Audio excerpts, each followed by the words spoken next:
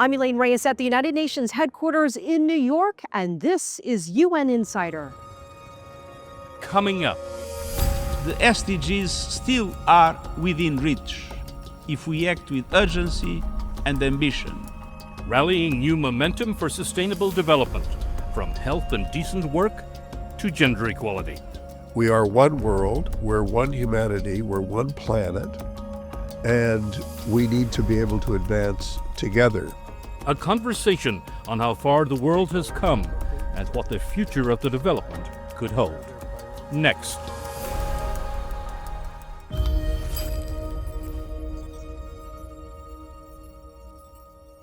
Over the past 2 weeks, the Sustainable Development Goals have been in the spotlight. The UN's Economic and Social Council convened the high-level political forum on sustainable development. Despite advances in many areas, only 35% of SDG targets are on track or making moderate progress, and 18% are losing ground. With just 5 years until 2030, UN leaders are calling for changes to accelerate progress. The Sustainable Development Goals are not a dream, they are a plan to keep our promises to the most vulnerable people, to each other, and to future generations. Secretary General Antonio Guterres says the Sustainable Development Goals are still within reach, but achieving them requires the world to act with urgency and ambition. Thousands of people, from government leaders to activists, have gathered in New York City over the last 2 weeks. They've been measuring progress and shaping plans for the future. The 17 SDGs were announced in 2015. A decade later, UN leaders admit there is work to be done, but point to advances in many areas. Millions more people have access to electricity, clean cooking, and the internet. Social protection now reaches over half the world's population, up from just a quarter a decade ago. More girls are completing school. Child marriage is declining. Women's representation is growing. With just 5 years to go until 2030, UN leaders are calling for a renewed push to move sustainable development forward. We need to reaffirm the relevance of the UN through results by showing that multilateralism delivers real, tangible benefits for people at every level of society. Let us use this forum to recommit to science, to solidarity, and to leaving no one behind. A healthy environment plays a vital role in sustainable development efforts. The UN Environment Assembly shed light on the issue during this week's forum. The environmental dimension of sustainable development is not merely one of 3 pillars. It is fundamental. By addressing environmental challenges, we can make progress on every single SDG, from health and gender equality to sustained, inclusive, and sustainable economic growth. Africa is transforming as it moves toward a more sustainable future. The continent is working toward the SDGs as well as the AU's Agenda 2063. Leaders stress the need to create new employment opportunities. On SDG 8, which is economic growth and decent work, we are focusing on youth employment, measurement of growth in productivity, employment, and earnings as a catalyst for a new approach to economic transformation.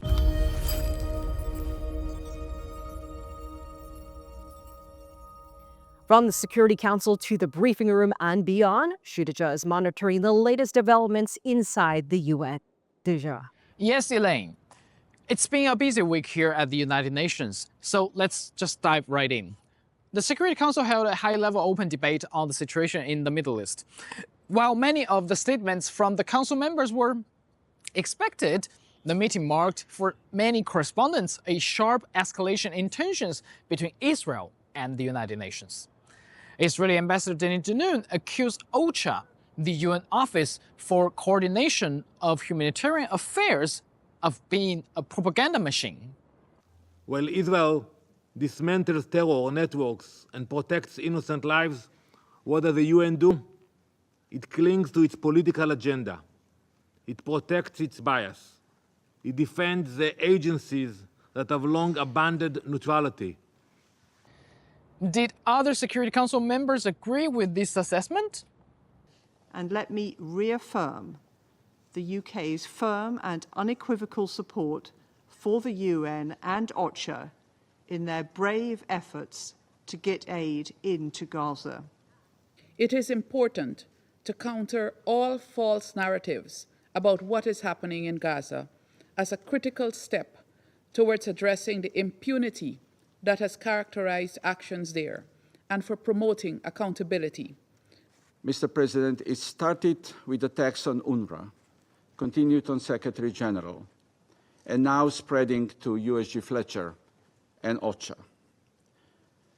What we heard today from Israel is a determination to prevent the UN and its humanitarian arm to help starving civilians in occupied territories. In his remarks, Ambassador Noon also announced new visa restrictions on OCHA's international staff and accused OCHA of links to the October 7th attacks. And here's the UN's response.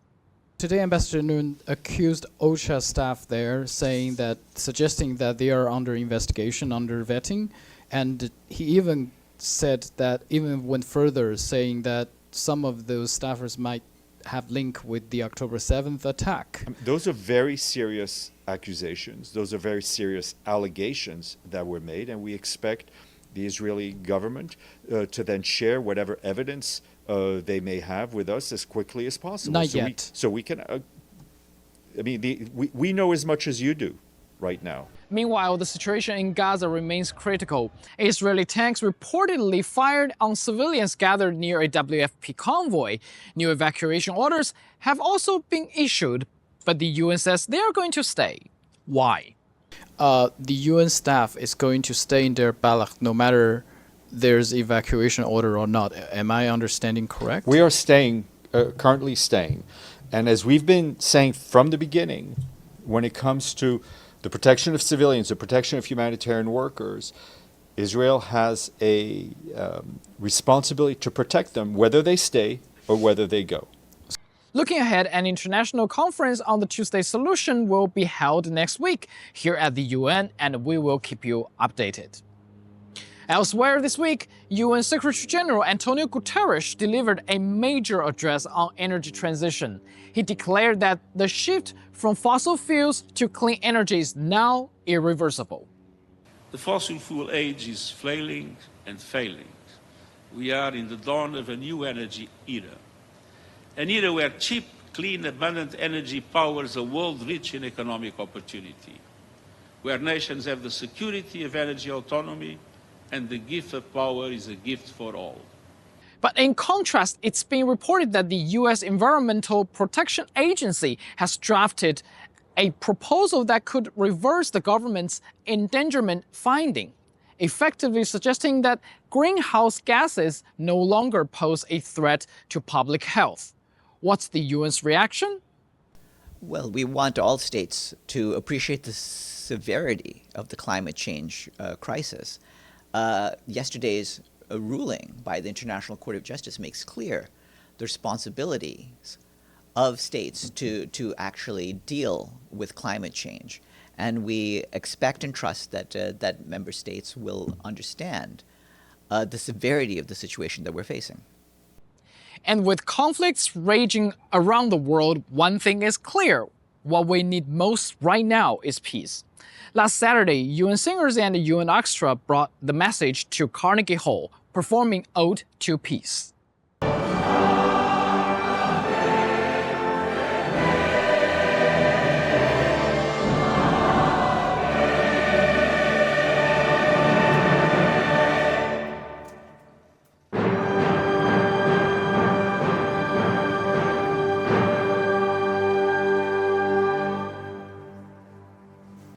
This piece was composed by Luo Wei and originally performed by Chinese megastar Zhou Shen. And we have an exclusive response from Zhou Shen himself on this special performance.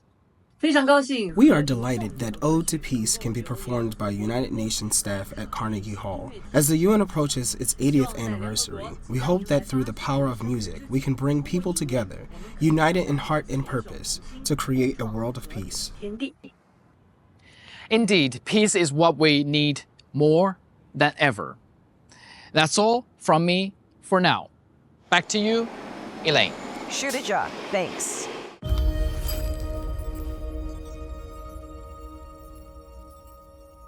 Let's take a look at some of the other issues on the UN's agenda.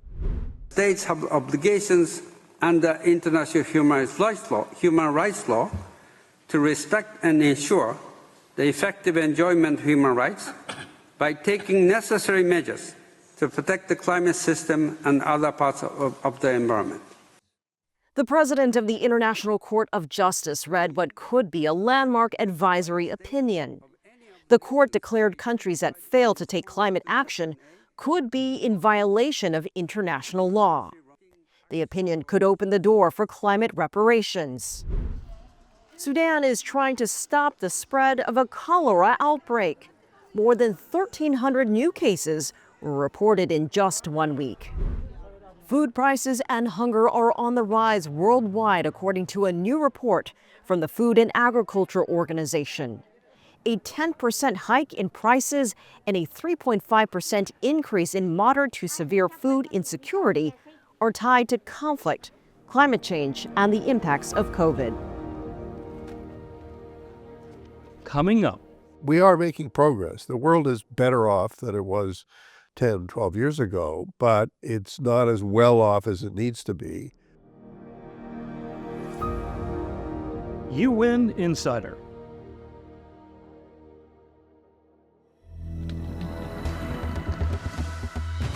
Modern vitality, born of ancient civilizations. Asia exemplifies diversity in its best sense and welcomes changes at the fastest pace. Asia Today brings you the headlines from the most populous continent, puts in focus politics, economies, and faces, and takes you on a tour of the sights from the region and beyond.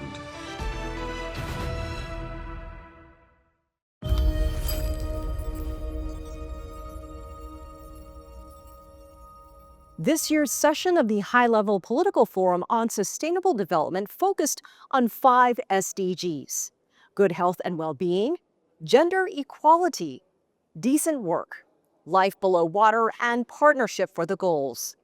I sat down with Canada's UN Ambassador and ECOSOC President, Bob Rae. Ambassador, how would you describe the past 2 weeks? More than 6,000 participants, about 200 meetings among governments, stakeholders, and everyone that's been here. Well, ECOSOC is the UN's window to the world, because all of ECOSOC's meetings, the Commission on the Status of Women, the People of African Descent, Indigenous meetings, are really an opportunity for civil society to engage with us. We are the People's Council. We're the council that represents not only nation states, but also people. So HLPF, as we call it, High-Level Political Forum, is in the first week is a chance for people to come from all over.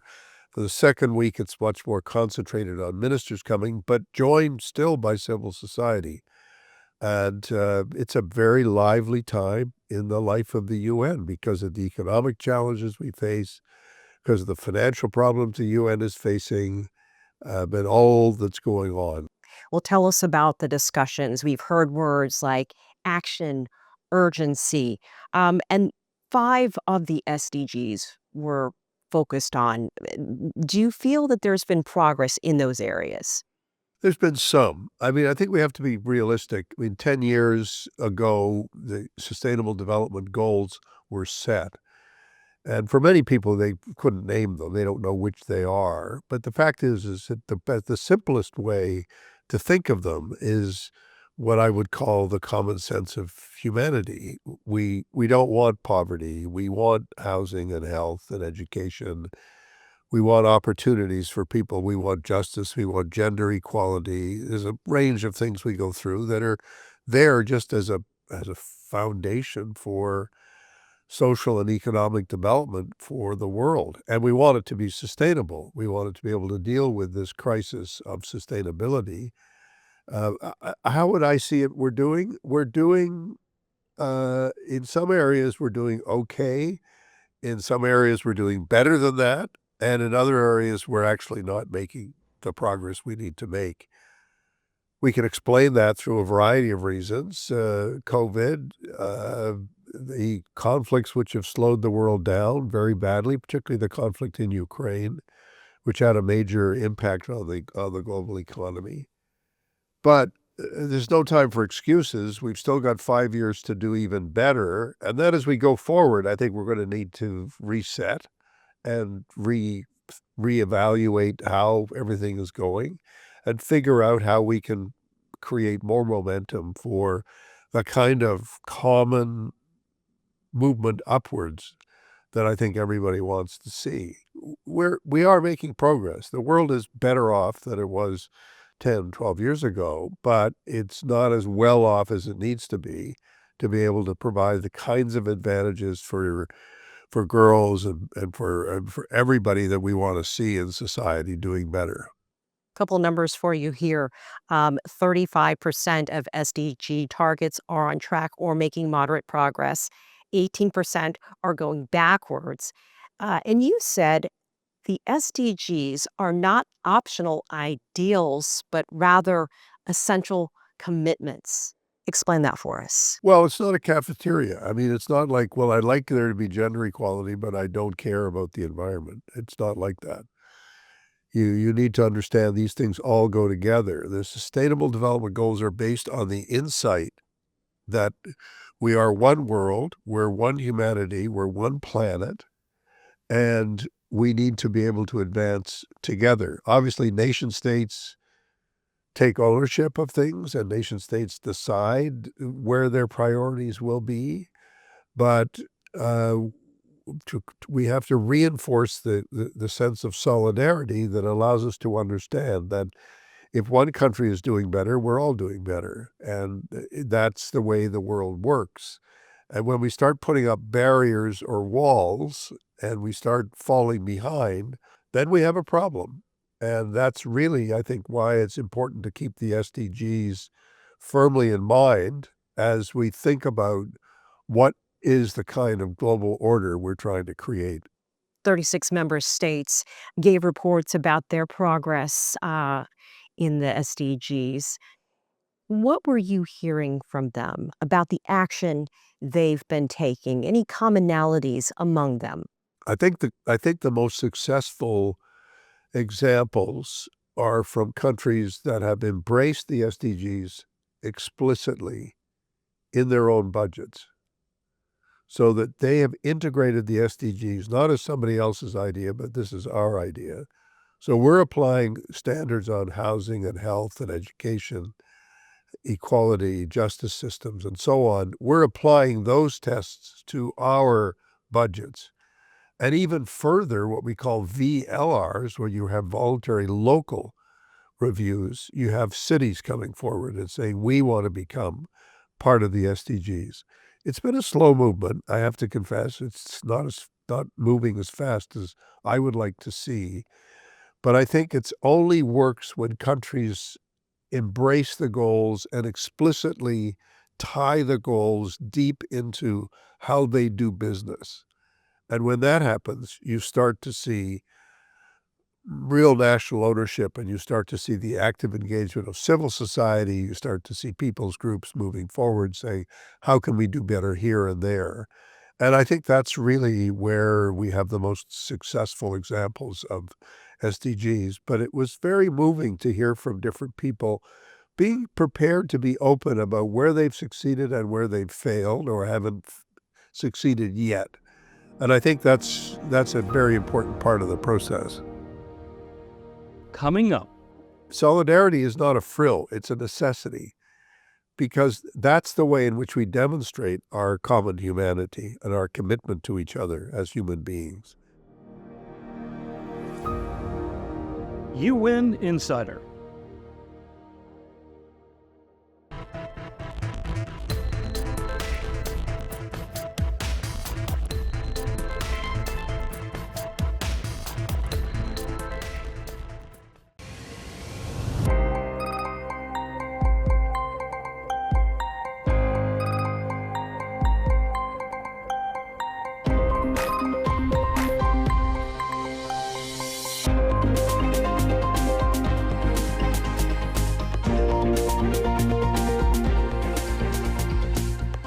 to know about China.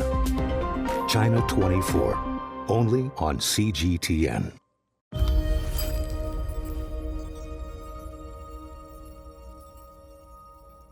The Sustainable Development Goals were created to help ensure no one is left behind as the world advances.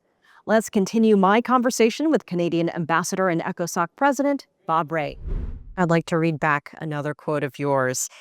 You've also said, we cannot build a better future without those who are shaping it, and we cannot claim to be inclusive if we are not listening to those who have been historically excluded. At this time, given where we are in the world, how important is it to get on the same page? The importance of multilateralism. Well, I think it's more important than ever. I really believe this profoundly, and why I've been so honored to be president of ECOSOC is what I get to say from the platform, from the dais as president of ECOSOC is it's what I believe to be true. It's where I think we need to be as a world. I think we need to embrace multilateralism. I think that we need to reject extreme nationalism. We need to embrace the things we can do together. And we need to embrace the logic of multilateralism, which is the value of solidarity. I once heard, when I first came here, I heard the Secretary General say one time, when he was talking about COVID, he said, solidarity is necessity. And I heard that, and I said, I'm going to use that phrase, and I'm going to use it over and over again. I'll always give him credit for it, but I think it's an important phrase. Solidarity is not a frill, it's a necessity, because that's the way in which we demonstrate our common humanity and our commitment to each other as human beings. And it goes beyond cooperation between nation states. It goes into something much more profound, which is the recognition that we only have one planet, that we're here for a limited period of time as human beings, and that we do have much to gain from helping each other and from doing whatever we can to express our love and solidarity for each other by what we do. And that also implies action, taking the steps that actually make things happen. How do you achieve goals? You try to score goals. You take action. And I think that's a key point that we have to keep on making. How much has financing and budgets been part of the discussion here at the UN? And we're talking about taking action, but we're also talking about budgets. We're talking about UN 80 reform. Will it be harder to reach those goals in 5 years, given budget shortfalls?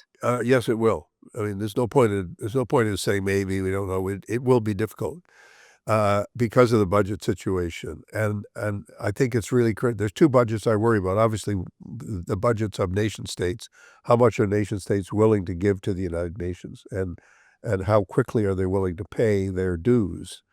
Canada pays right up front. We're very proud of that. Other countries pay on a delayed basis, which is not good for the budget of the UN itself. But it's also important for the private sector, for the global marketplace, to align much more with the SDGs, and for all of us to be working in the same direction, rowing in the same direction with good steering behind us. And that concept of having finance that comes both from the private sector and from the public sector, and creating the basis for great projects and for things to happen, I think has been a very important message for us. The closer relationship between the UN and the World Bank and the IMF and the IFIs and other development banks around the world, the closer relationships we can have, the better off we'll be. And then the more countries can raise themselves produces, I think, the successful formula for greater development. What gives you optimism? That being said, and given everything that you've heard the last couple of weeks and what you've seen here? Optimism is the only working principle. I mean, it's the only way you can survive in life is to not base hope on some vague kind of Pollyanna idea that everything is just automatically going to get better, but that unless we try, we won't make progress. And if we do try, we will make progress. If I may say so, I paid my first visit to China in 1986. And at that time, China was just beginning the process of opening up and industrialization. And on all my subsequent trips to China over many, many years since that time, I've seen incredible progress. Incredible, unimaginable back in 86 to say, oh, that's what we'll see today. How did that happen? People worked together, people made a decision, and people were optimistic and forward-leaning and hard-working. And those are the same qualities the whole world needs to have. We need to be looking forward to making progress in positive, constructive ways. And that's how things will get better. And we also have to do things and not just say things. Ambassador Barbary, thank you for joining us. Thank you. Thank you very much. I'm Elaine Reyes at UN headquarters in New York. Thanks for being a UN Insider.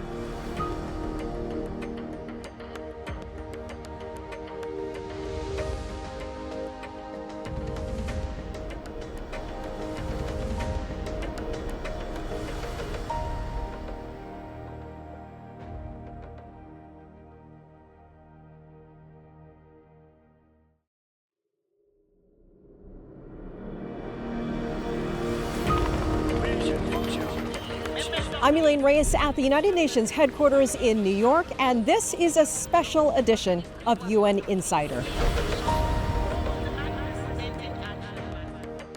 UN Insider serves as an important window for the global audience to better understand multilateral diplomacy. It's very important for the media to cover the United Nations, to seek to understand and tell the story in ways that the average person in the street can understand. I think it's very important that the media should contribute to conveying important messages about the reality of today's challenges. UN Insider has come to the UN, and we at the UN are so grateful to have it here. It is the only dedicated TV program to what is happening in the UN, and it is reaching so many people with, as it says in its title, inside the UN stories. Media plays an important role in providing objective information across the world. We think that media has a strong power of uplifting, what we are trying to convey as messages as developing countries. We need the mobilization of all peoples, of whole government and whole of society, and media can help us to be informed so that we also can make our part. I think the media is fundamental to enable citizens across the world, first of all, to understand what is the rationale of having the United Nations. It's not that there is one place on planet Earth that will tell the rest of the world what to do. It is a much more complex story.